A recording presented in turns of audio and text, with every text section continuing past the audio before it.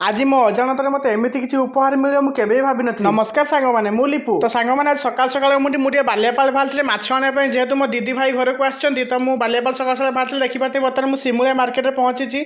Market केते सारा माछ बिक्री होछि देखिबा जेहेतु आज टिके बार अलग बार थिला सोदी भाई टिके मार्केट आज टिके फांका अछि किंतु भेराइटी प्रकार माछ यदि आपण माने चाहुचन्ति सिमुलिया मार्केट को पळे आसे सब प्रकार माछ आपण माने एठी पाइकार रेट रे भी पाइ परिबे। केते सारा भेराइटी प्रकार सब माछ लुणी माछ गड़िया माछ नई माछ सब प्रकार माछ आपण माने एठी पाइबे। एमती कंकड़ा चिंगुड़ी मध्ये आपण माने एठी पाइ परिबे। तो सेठी माछ नेकी फेरला पर देखिबाते रास्ता रे बालियापाल पुल पर बर्तन चलछि घर को आज पहुंची पहुंची हमर पुचर रिएक्शन देखिबाते से माछ देख केते खुशी होछि ताको जेमिति माछ मु देखौछि से केते जोरे नाचु देखिबाते। तापर म बहु रुसई करदेले भाई को पई बाड़ी देले देखिबाते केते रुसई हेछि।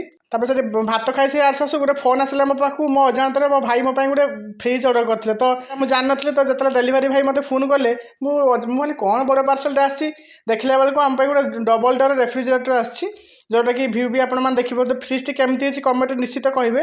एटा मो दीदी भाई तरफ मो पई गरम दिन उपहार आछि प्रत्येक वर्ष तमती गोटे उपहार आसे आगे वर्ष कूलर आसले आपण माने पूर्व वीडियो देखले भी जानि परिबे। रहउछि जदि मो वीडियो टी आपण भल लगे प्लीज सब्सक्राइब करिवे। नमस्कार जय जगन्नाथ।